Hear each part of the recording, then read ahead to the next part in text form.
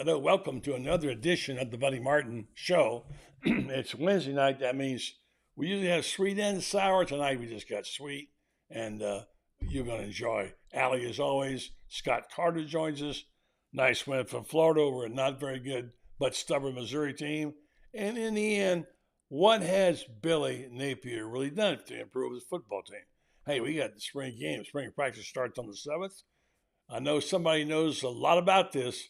We'll have her on next. Always good to have Allie, Pete, Wilbur on the program. Stay tuned, coming that mix right here on this channel. It's time again for Buddy Martin. Call him up and tell him what you're thinking. But be kind because he's doing the best he can. Better, stronger, faster. Mama says that alligators are ornery because they got all them teeth but no toothbrush. What if the voice calls while you're gone? Take a message. Bye! You ready, champ? I'm ready for this my whole life. I'm incapable of small talk. But that's why you love me, right? Kind of intimidating to be in the presence of so many great athletes.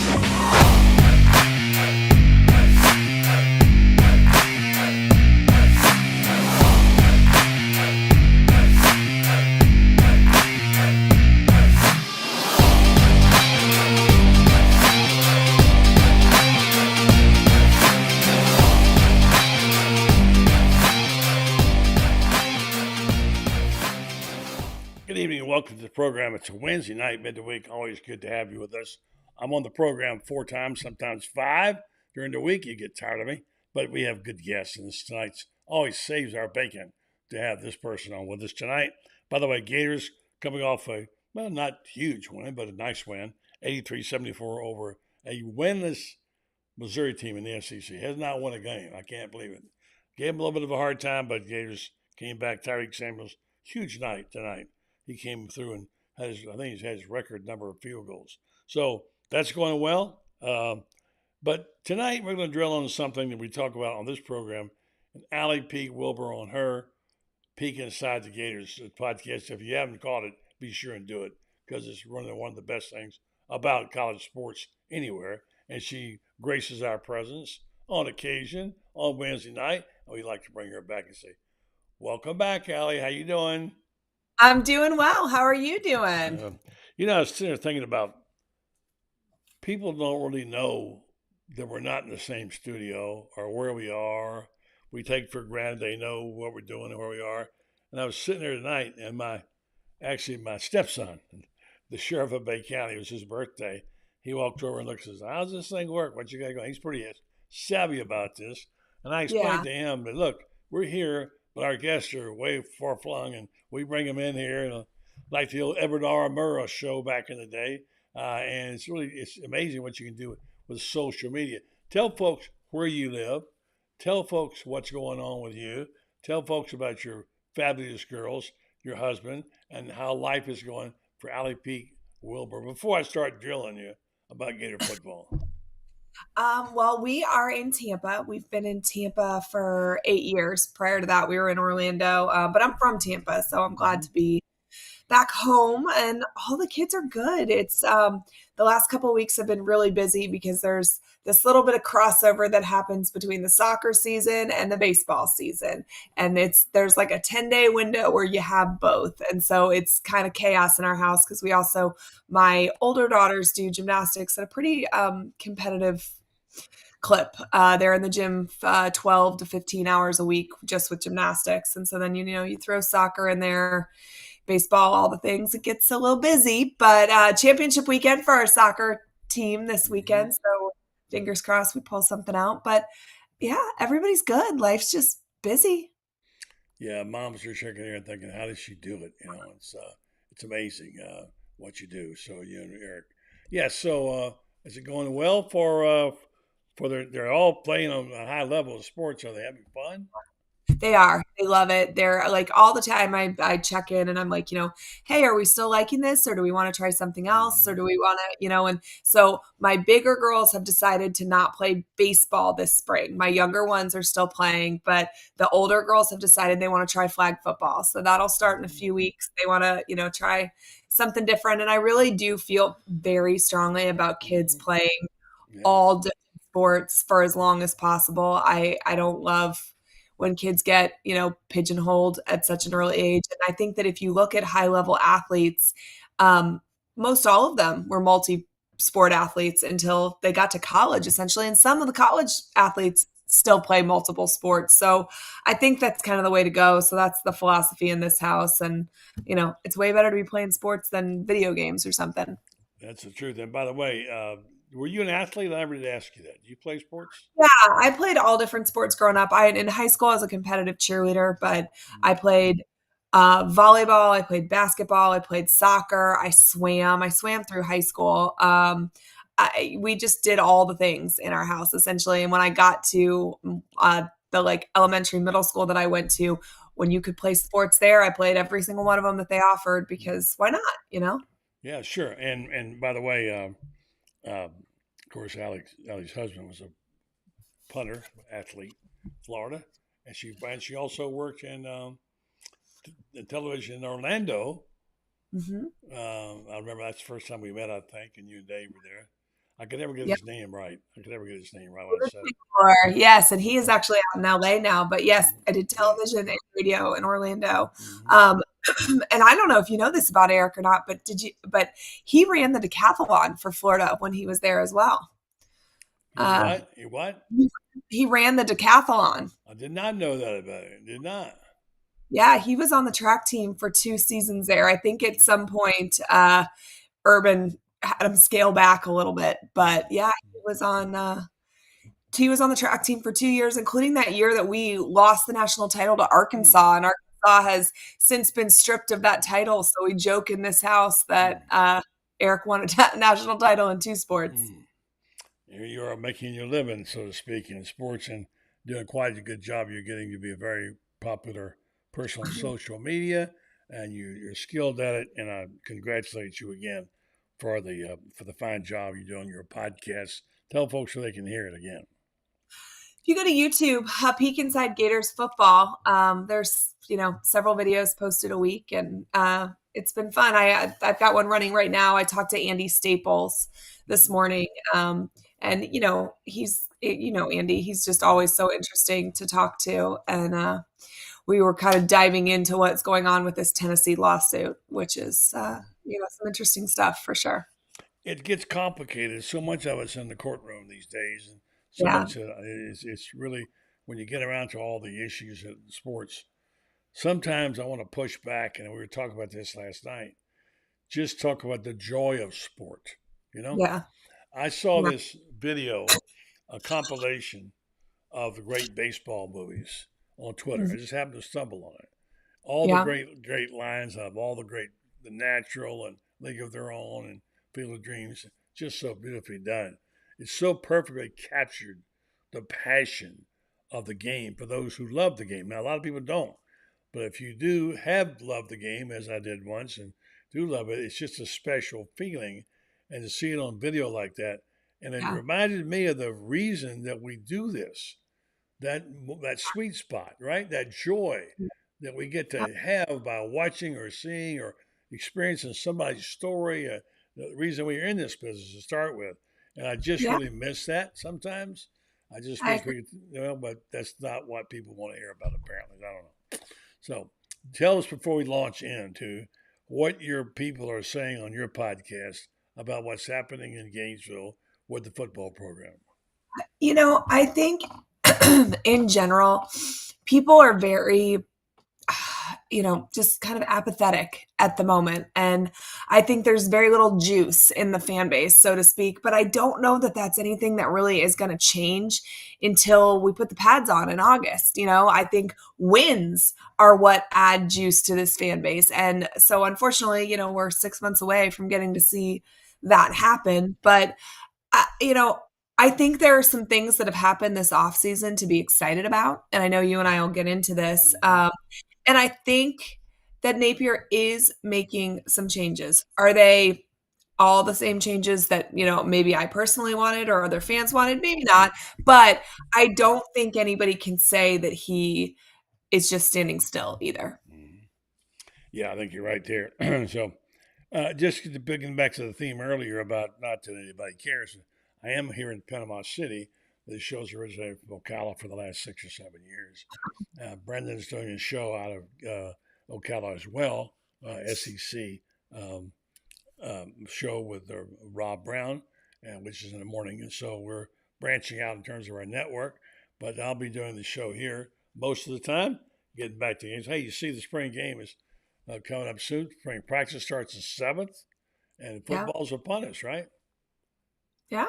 Yeah. I mean, football is upon us. Hopefully we can get some positive vibes out of spring. I'm super excited they moved the game back to a Saturday. That's where it belongs. The spring game is honestly so that your fans can come out and watch what's going on, and feel connected to the program. So I didn't love the idea of it being on Thursday night the last 2 weeks. I understand in theory why they did it, but I don't think the spring game is about recruits. I think the spring game is about your fans, giving them a little bit of taste of what you've been working on. I understand wanting recruits to be there. I think we should. I kind of think it's a loser mentality to say like, oh, well, we'll move to Thursday night there. That way we don't have to compete with these other schools that are having on Saturday. Right. I don't love that. We're Florida. You want to come on? Come on. Mm-hmm. Yeah, exactly. But I'm glad it's back. And, this is a great opportunity for fans who maybe can't get to a game during the regular season for whatever reason, for transportation issues, for financial reasons, for whatever else, to be able to take their kids to a free event and to see the Gators play. More relaxed environment than it is during the fall. Like college football is successful because of the people that watch it. And, they watch it because they fall in love with the players and the storylines and the programs, and we can't lose sight of that because why did we lose sight of that? I mean, we overmarket, we overthink, we try to maneuver. Everything's about recruiting, and I get how important it is, but at some point, there's got to be a bond with the fans where you say, we want to play for you. Your fans have got to think that you're playing for them at least, and when you don't, it's broken. I think a course correction is coming at some point. I think that this lawsuit that the state of Tennessee and the Commonwealth of Virginia have brought against the NCAA will kind of bring this to a head. And I think we eventually go to where the conferences kind of dictate some of this, and the money comes from, TV revenue, as opposed to asking your fans to subsidize their favorite team. I think that's coming. And I think this lawsuit makes it come quicker than maybe it would have come otherwise. But I think in 10 years, we are going to look back and be like, what a ridiculous time we lived through in college football. Yeah, I mean, the game was at an all-time high in popularity. I don't know what's going to happen. It just feels broken. And I'm hopeful it will correct itself. It's a great game. We don't want to have it ruined here by us, but I will say this has been going on for a long time. Many moons ago, when I was writing sports, we used to talk about how greed and how things like free agency were going to kill the goose that laid the golden egg, and pretty soon people will stop paying for it, but they just don't want to seem to do that. No matter what they get stuck with, they're willing to pay. The fans get dumped on, and they keep coming back, don't they?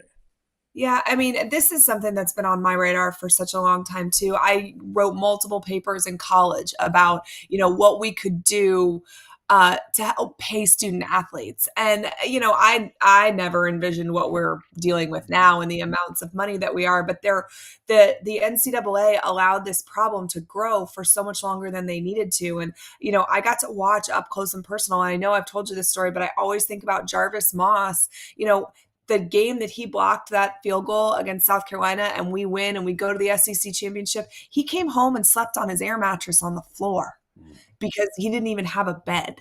And I think about what, NIL could have done for somebody like him. It just can't be the Wild West. There has to be some checks and balances in place. And you can't ask the common fan to be the person that comes up with that. It's just it's wrong on so many levels. These universities and these conferences are raking in money hand over fist. These new TV contracts that are coming out are absurd. Give the players a small piece of the pie. I don't think these guys need to be millionaires in college. I don't think they need to stay for one more year because they're going to make more money in college than they are their first year in the pros. But I do think they should be able to pay all their bills and take their girlfriends on dates and, buy new shoes if they want to. There's some in between from where we are now and where we were 10 or 15 years ago. Well said. At some point during the program, I reserved the right to ask you to help me explain the Tennessee case and explain what the backlash of the NCAA has brought about. And gosh, it's a different world out there right now. It is another version of the Wild Wild West. I'm not sure if it's better or worse. I guess perhaps until we get somebody to take the place of the person of the organization and authority, it's never going to get better. There's got to be somebody in charge. Yeah. I just don't know how I feel about that. I know everybody's got ideas and thoughts, and let's just play some ball, okay? Let's play some ball. That's what I want to do. All right, so we're going to do this, take a little break. We'll have our Meldon Law with Scott Carter. Well, Scott's here right now, in fact. Let's just put the Meldon Law spot off and bring Scott aboard. He's a guy who loves the sports, loves sports too. Was a sports writer, got into it and loves it. I wonder what he thinks of how the game has changed. From his perspective, it's a little bit different. He works for the University of Florida, but he's got the heart of a journalist, and he is one. And he loves sports. Scott, good evening. Welcome to the program with Allie. And we're just talking about loving sports and the passion that we have for it. What's up, guys? Yeah, it's been a while. I still do love sports. I don't spend as much of my time on it as I used to because you start having kids and that changes things. Yeah. But having said that, I mean, there's nothing that's still – a good story still gets me excited. I just, having worked around it so long, your perspective changes. And obviously the sports world it's probably bigger now in our culture than ever before. Yeah. And it's just amazing how it continues to grow, all these pro leagues. And we're seeing what's happening with college athletics right now. We're getting ready to enter a new phase that, quite frankly, I never thought we'd see probably while I was around. But, I mean, it's going to be a lot more like professional sports, at least football and basketball, that we're used to. There'll be some good, there'll be some bad. But the fans they'll still care. They'll still show up. They'll just get used to the new world. As I'm sitting here thinking about this, the passion, I mean, why did we get in this business for some reason or another? Something excited us about it. And was there somebody or someone or some game or something that lit your fire that got you excited about college sports or whatever it might be? You said, you know what? I'd like to be a part of this. For me, basically, it was I love playing sports. I played everything in high school, and I really thought I was a better player than I really was, especially in baseball. So once I realized I wasn't going to make it to the big leagues as a pitcher, I thought, well, I better think of something else. And I found out you could get paid to go to the game and write about it. So that was a new experience for me. And I had a guy who was a mentor of mine, about 5 years older, Ocala. He was just a tremendous athlete and so much fun to be around. He'd make up fake games. He says, and Ted Williams at the bat, Ted May Parker, and he'd broadcast them. I used to get so excited as a 12-year-old hearing that going on. And just excited because he was so enthusiastic about the sports. Was there somebody, Scott, in your life and Allie that kind of did that for you? You want to go ahead, Allie? Yeah, I mean, so I grew up in a sports family and, going to Gator games is what we did. And my grandfather, Scotty Peak, loved every sport the university had to offer. And I mean, the excitement for women's softball 30 years ago was just as big for him as it was, football or basketball or, whatever. And they lived in Gainesville for a long period of time and would take us to all of those games. And, I think it made me feel connected to my family. And the 96 season, I was 12 years old and I cut out every single article from every newspaper that I could get my hands on, taped them all over my bedroom wall. I'd read them all 100 times. And, I knew that that's what I wanted to do. And that was back when like Jill Arrington was on the sidelines, Melissa Stark, people like that were in college football. And, I wanted to be them. I wanted that job. I can very much remember a time where Phil Fulmer yelled at Jill Arrington on the sideline. She's going into halftime. She says to him something along the lines of, "Coach, your team's not playing very well, are they?" Like some, kind of silly question. And he looks at her and goes, "I'm watching the same game you are, Jill," and storms off. And that is like ingrained in my brain. And it was one of those moments like, okay, never ask a question like that ever. It's a core memory for me. But honestly, a lot of the things that even you guys did shaped what I wanted to do. I mean, buddy, I can't tell you how many articles and things that you or Pat Dooley wrote that were taped on that bedroom wall. I mean, tons. Wow, flattered. And that brings up an interesting subject, by the way, of stupid questions, which I got a few to confess to. How about you, Scott? When did you get all excited about it? My first sports memory was when I was about 7. Remember the Super Bowl that Dallas beat Denver in New Orleans? Butch Johnson's famous catch that's not really a catch today. I mean, he leaps out and catches it and drops it immediately, but it was a touchdown. Mm-hmm. Tony Dorsett, number 33, that was my favorite number for years and years. But, going back to kind of what Allie was saying, like an influence really, I had this neighbor when I was young. I was born in a little town up in East Tennessee, not far from probably where Phil Former grew up. But what's it called? What's the town? But anyway. What's the name of the town? It's called Morristown. I've been to Morristown. Yeah. I actually played in a state regional Babe Ruth baseball tournament in Morristown. Really? Yes, I did. Go ahead. Oh, okay. Well, who knew that, man? Yeah. But anyway, I had this neighbor, Mr. Swiber. He was probably 75, 78 years old. He was retired. He'd lived in Detroit, moved down to East Tennessee. Big baseball fan. For some reason, of all the kids in the neighborhood, he was the one. He liked me where he'd let me drive up my bike and we talked baseball. And that's just how I became really interested in sports. So, there's always somebody, right? Yeah. Was there a guy named Mr. Christmas that you knew in Morristown? Mr. Christmas is where we all stayed at his house in Morristown.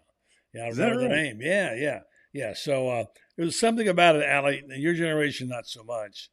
Of course, we loved the Gators, but we didn't get to watch them on TV. I didn't have them on TV then. But there's something about baseball for our generation that's so romanticized that you could read the box scores every morning, and you always had a team that you at least hear the broadcast or follow them through the box scores. Baseball was a game where a lot of kids got involved. I was telling Allie about the great montage I just saw of all the great sports baseball movies. I saw it a couple of days ago. It's fantastic. All the passionate scenes from The Natural, League of Their Own, all those, there's so many great lines. There's something about, if you've ever been in love with baseball or love baseball, those lines just make you tingle all over. Still to this day, amazing. When they had The Natural, when Robert Redford says, "God, I love baseball."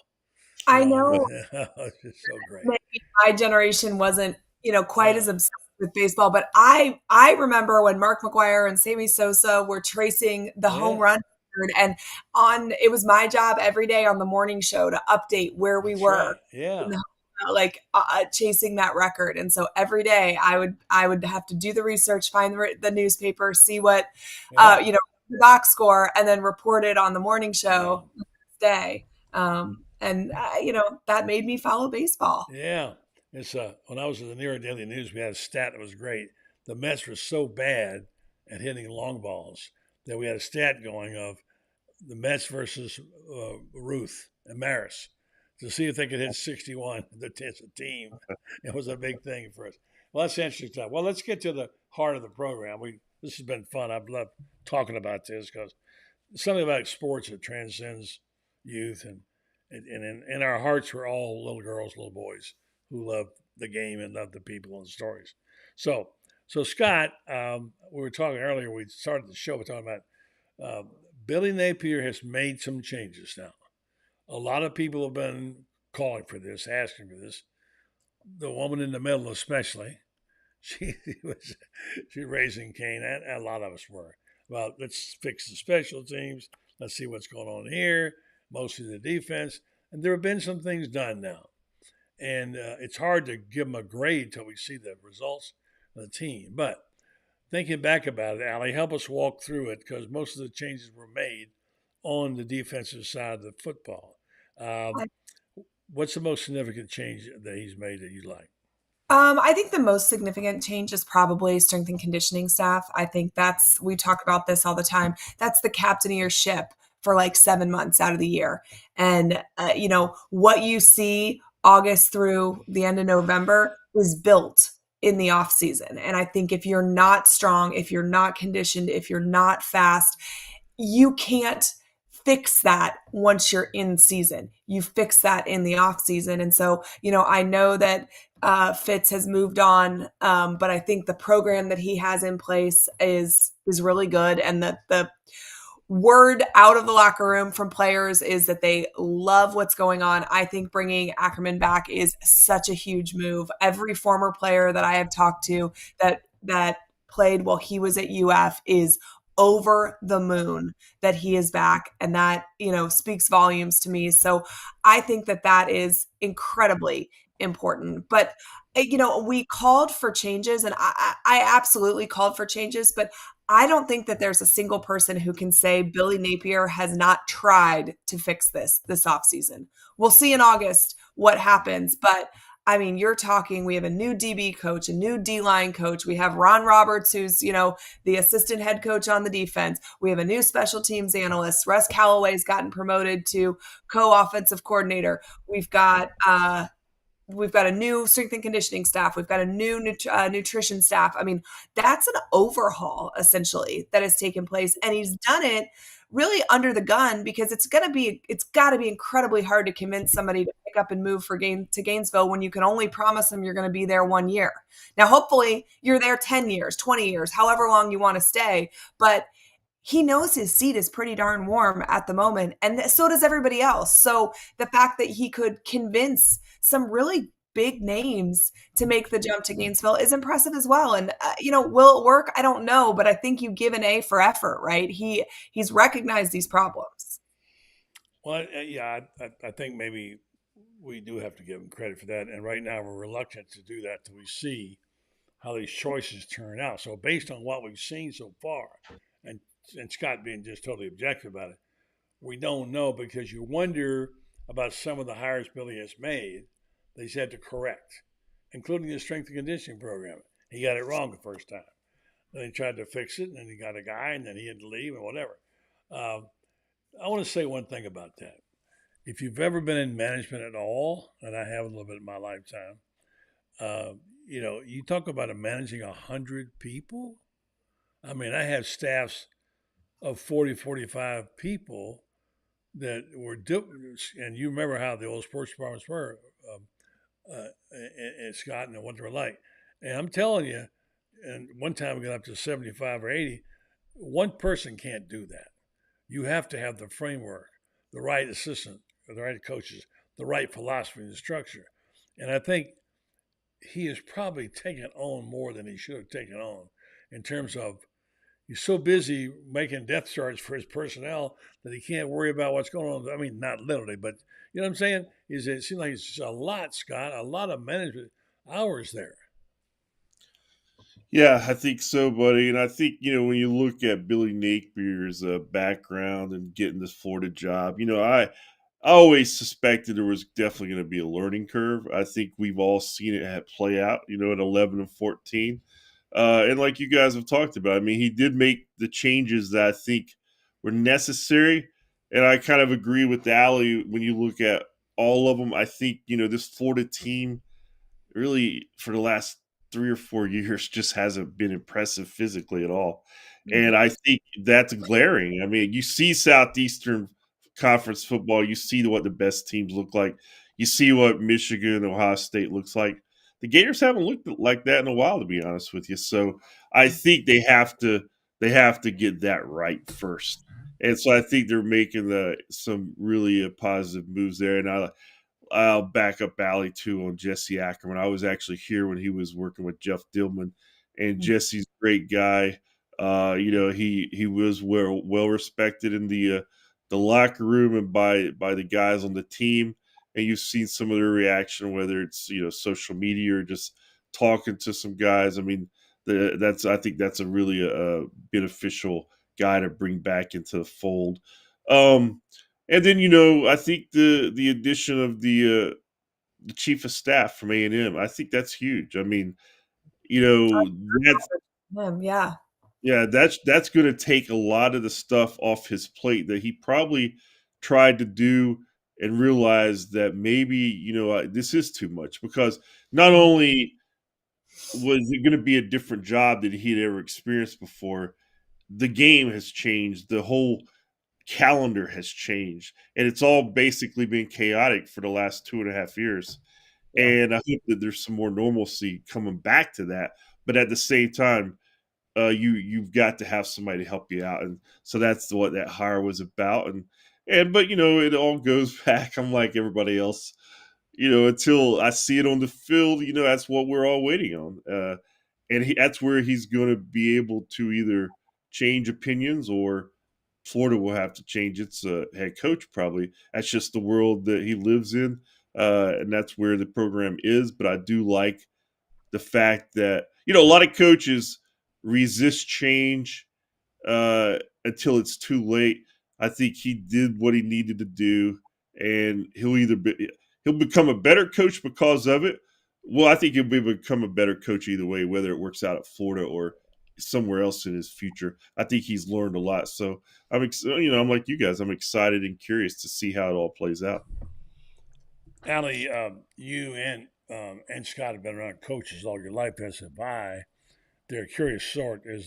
When it really gets tough out there, they draw it in, they pull it in, and like circle the wagons. That's their mentality. It's that trench in the trenches mentality, and I get that. So Billy was caught in a kind of a crossfire here, trying to move forward and make changes and bring in new and reevaluate this huge staff, and listen to all the critics and making change, but not overreacting. That old saying, never let the press decide your starting quarterback, whatever. So it's been like a ping pong ball for him. Everybody does tell Billy how to coach.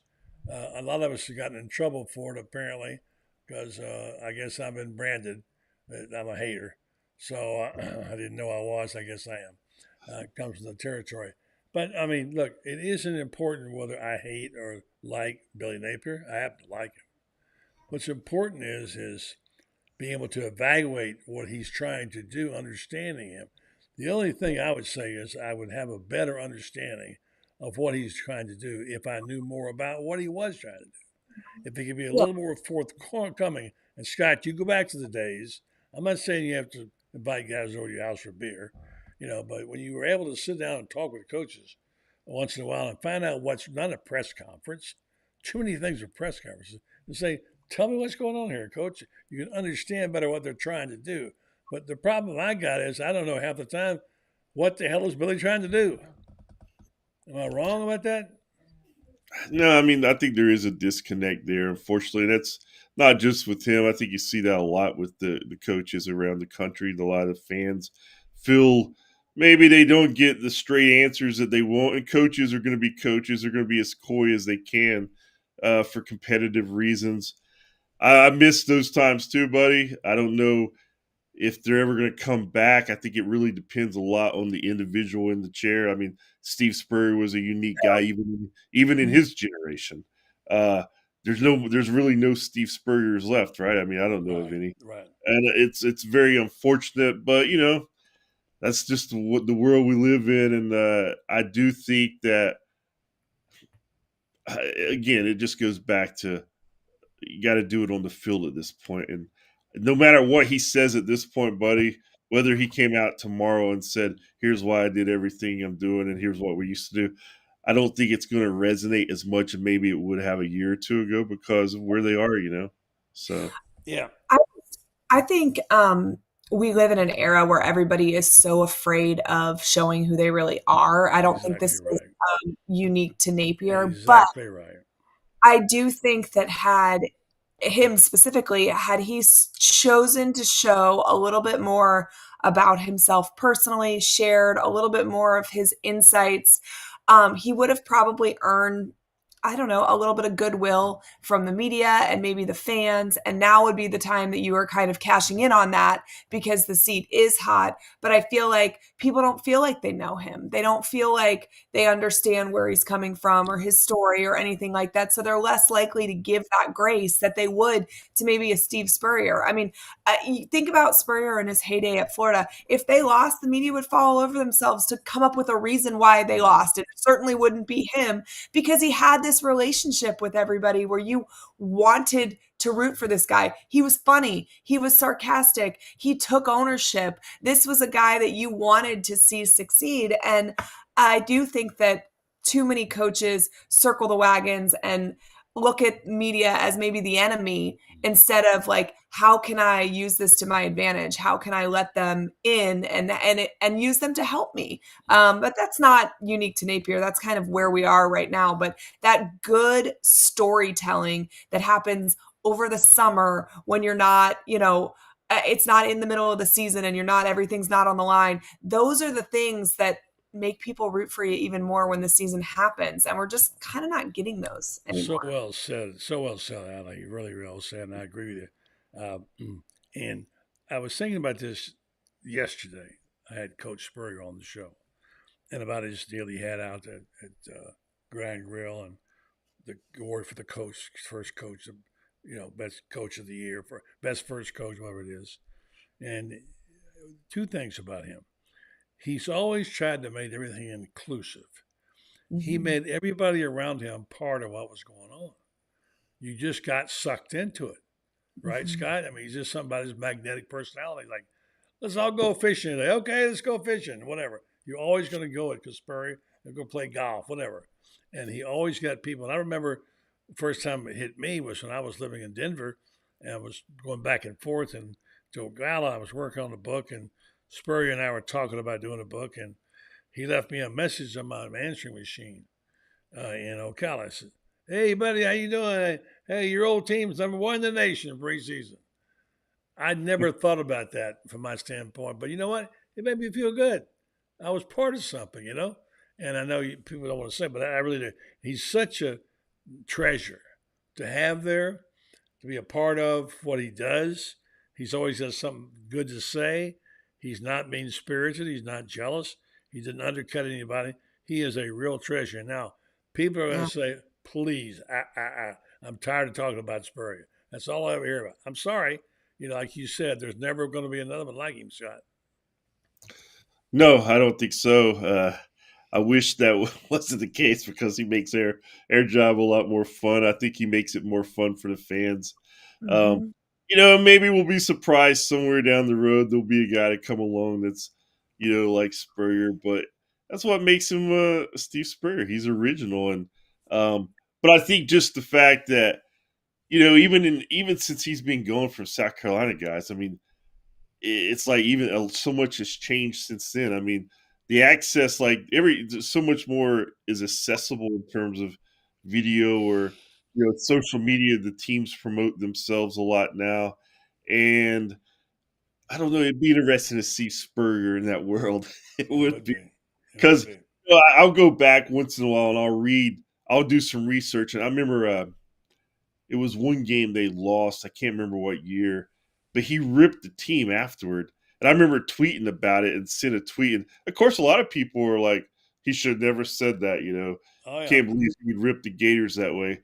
So while it played well in its time because, it went well with the media, now everyone has a voice. So he may have shied away on some of that stuff, like, making fun of Auburn and the books in the library, all that stuff.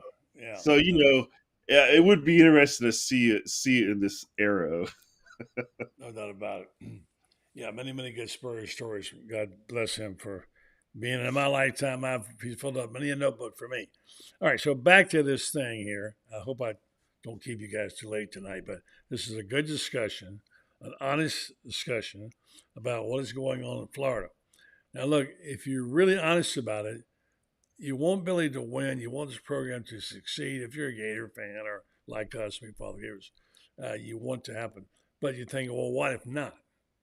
And the first fear is, oh my gosh, don't tell me another coach is going to get fired in Florida, which is not a good look.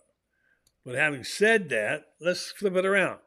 Let's say Billy won the national championship in 2 years and left and went to the NFL, and you had to find a coach. Whatever.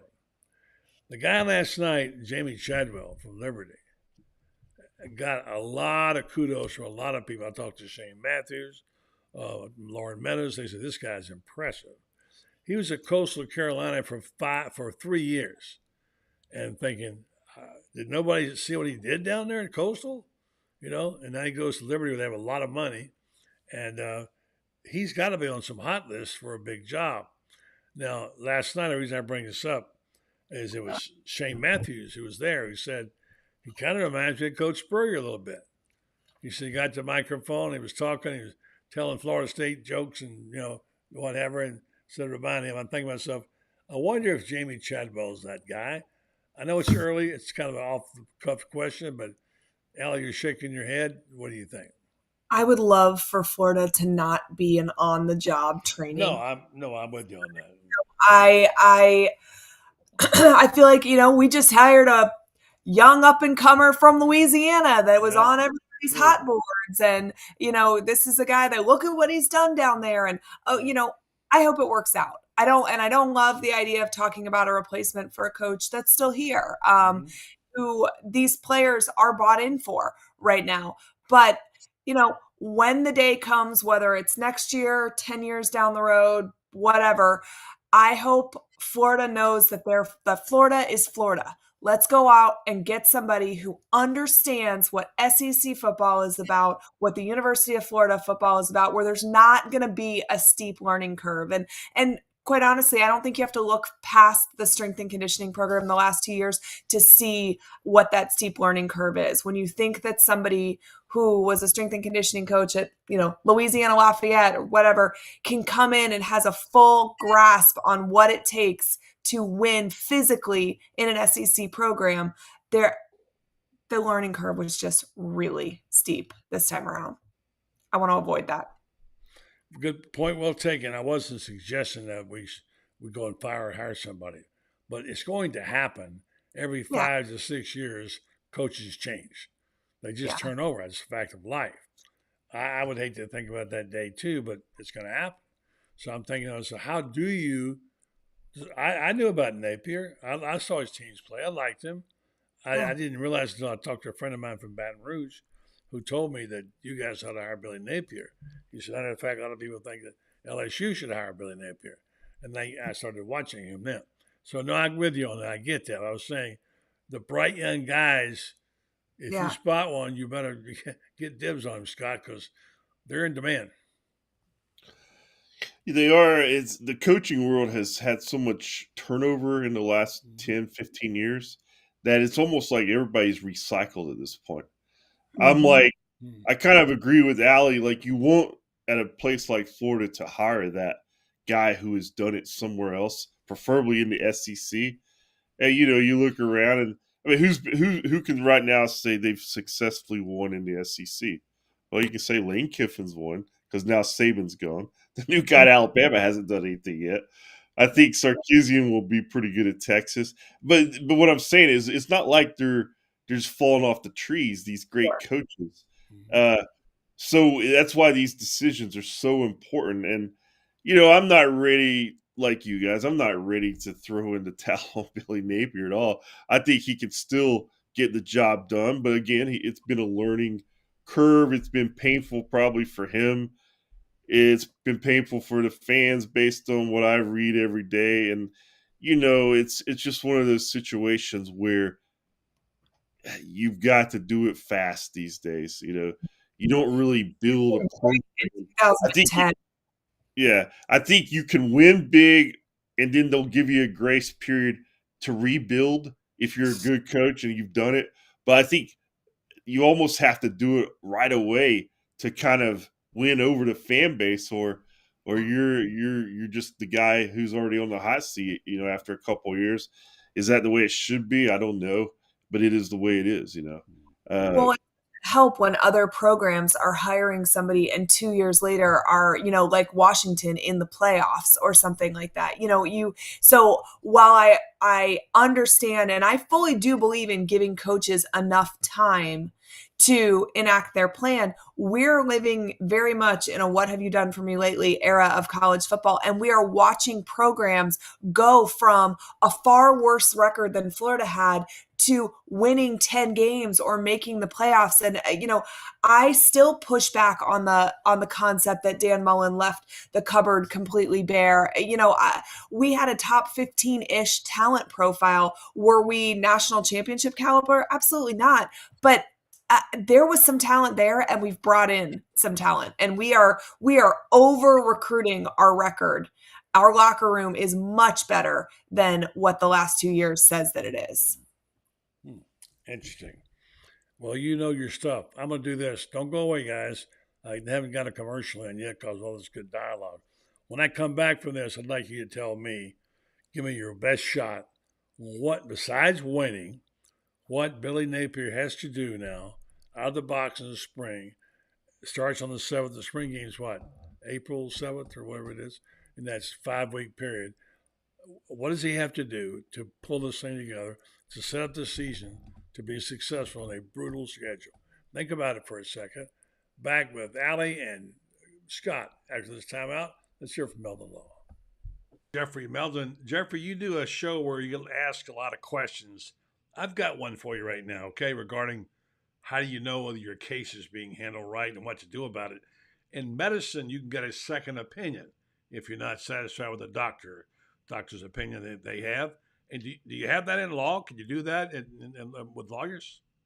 Yeah, buddy. As a matter of fact, we get quite a few calls from folks that have signed up, particularly with the big box law firms, that they do a hell of a good job of putting ads on TV, but after that, they don't really measure up to the way we try to create a client experience that's outstanding. And we're always willing to review a case and give a second opinion, just like with a doctor, because not all law firms are created equal. I guess that's the normal thing. Just go to Meldon Law, Google it, and find out, and just give them a call. And like you say, if you come in, you get to see a Meldon. You don't get shuffled off to somebody else. You get to see a Meldon, and that's good to know because a lot of people don't know how to do that stuff, like me. And maybe you can coach us through. So Meldon Law, they won't back down. They will take your questions about your case if you have a question.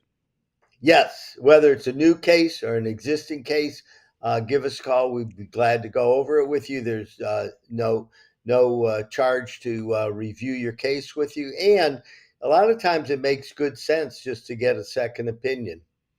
Good stuff from Meldon Law. They don't back down, but they will give you a second opinion. Thanks, Jeffrey. Just to remind folks about Titan MRI, North Central Florida's newest premier independent diagnostic testing MRI facility right there in Gainesville. If you can't get there during the work hours, they'll make a special appointment for you. They'll do great things for people and customer service. Check them out. Go by and see them. Log on to TitanMRI.com. All right, guys, I gave you a little homework there for bad enough. I browbeat you for 30 minutes until you come back and tell you give me an assignment. All right, and I'm looking for something here. I don't know if I know there's not a magic bullet, okay? I'm looking for something here. I don't know if there is, but if you could be the guy, you could tell Billy, do this. What's the one thing you think would help this program more than anything else, Allie? Well, just win, baby. I mean, winning fixes everything, well, right? Except for winning, I said. Except for winning, show some fire, show some passion. I know that Billy Napier wants to win just as bad as every Gator fan, probably more, right? He knows that this staff relies on him. These players rely on him. He wants this. I just want to see that he wants this. Okay. And I don't understand. So he wants it. You think I just some fire, some passion. Show us that you care about this outcome. We know that he does care. I firmly push back all the time on fans that say Napier doesn't care if they win or lose or anything like that. 0% chance anybody outside the locker room cares more than everybody inside the locker room. That's not how college football works. But we need to see that. This all shucks, we're doing our best. We got good people and our process is great. Is not. Nobody's buying it. Pound the podium. Mm-hmm. Tell me you care. Tell me you're fixing it. Tell me and show me what it is that you feel inside, because we do know that he wants to win. I agree with that. And one of the critics who's high up in the hierarchy of coaching said to me one time is that Billy does everything like Nick Saban. And what does Nick Saban do when his press conferences? He filibusters. You ask a question, he never answers it, and he kills all the time. You never get a chance to get the answer. And Billy's, he's learned from the best in that regard. He hasn't had to step up and just give a straight answer. I get that's, the Bill Belichick school, don't tell him anything, kind of deal. Is those coaches have won. You get the right to do whatever you want in your press conferences up there when you're winning. And I think that's the same reason that, the people didn't necessarily find Dan Mullen's sarcasm funny, but they find Spurrier's sarcasm funny. Mm-hmm. There was wins that were being backed up by Spurrier. There's championships being delivered. I think, you give Mullen a couple championship rings and he's the funniest person in the room, right? Earn the right to act how you want at your press conferences. And he's not there yet. The fire came from all places from Cam Jackson, who stepped up this week and made a statement. People say, what's that guy saying? I like it. I like it when he believes that they can win. He says they think they can win a national championship or whatever. I mean, somebody. That's what it was too.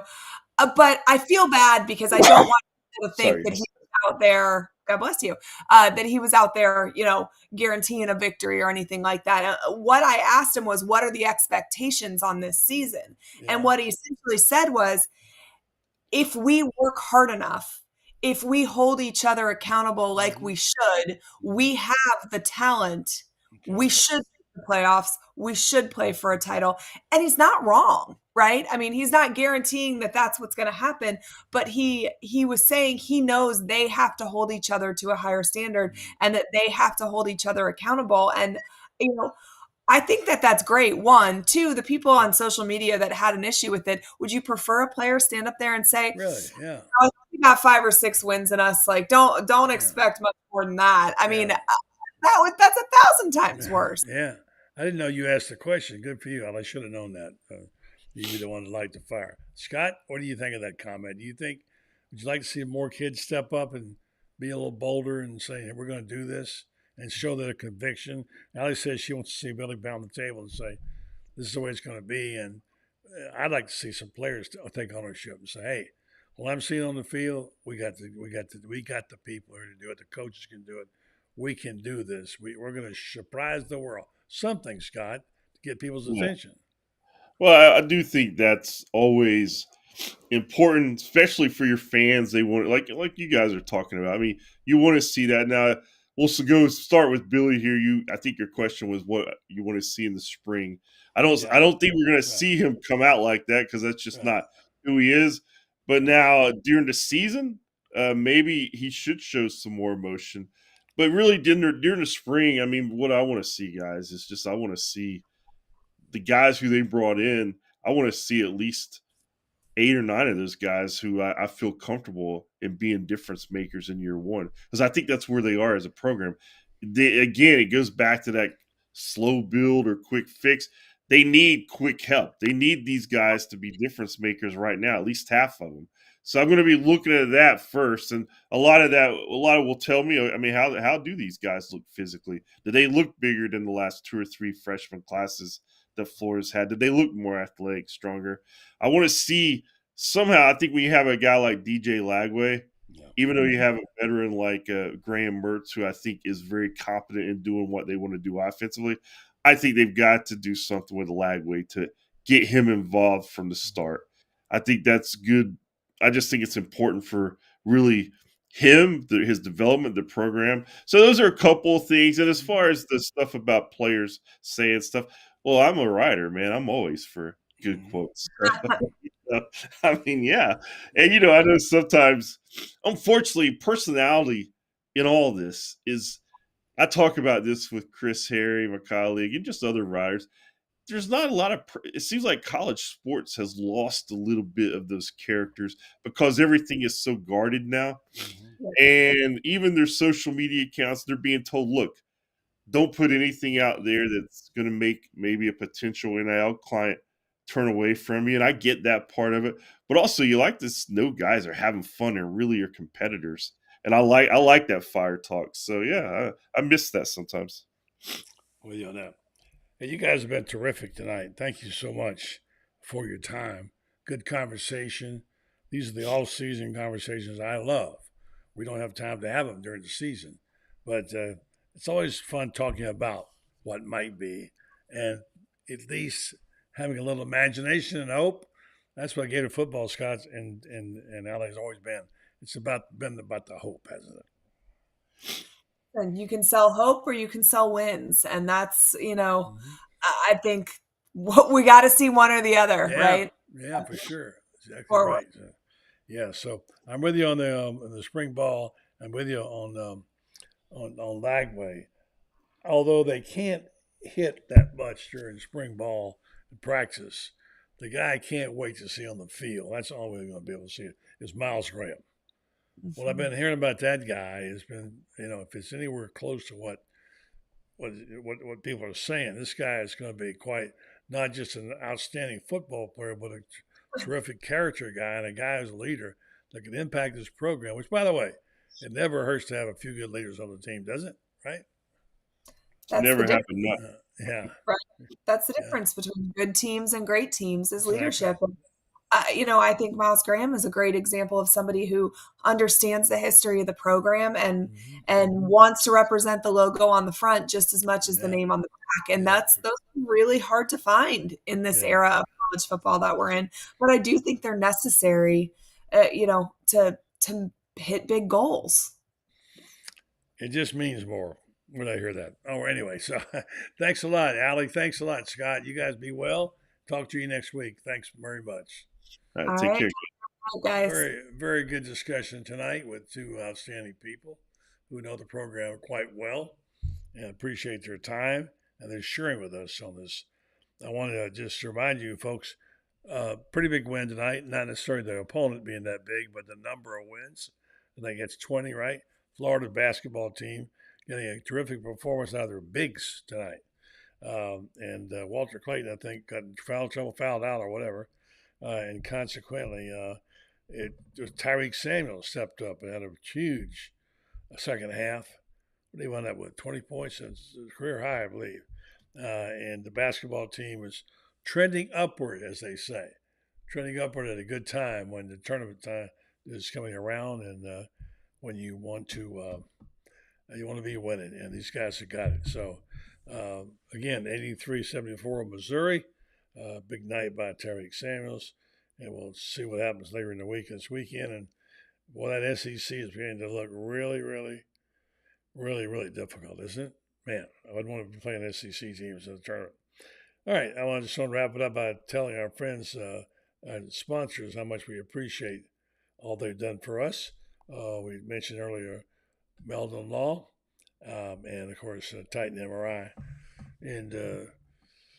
And our friends now who support us in every way, we do appreciate so much. You hear us talk all the time about the sponsors that we have, how much we appreciate them. We appreciate the listeners as well. They are people that have been following us, supporting us, and appreciate that very, very much. So we'll say good night to you. Thank you very much. And we'll back at you tomorrow night with our gang from Orange and Blue Bloods. They'll be joining us. And check us out tomorrow night. I'm Buddy Martin. Have a great night, folks.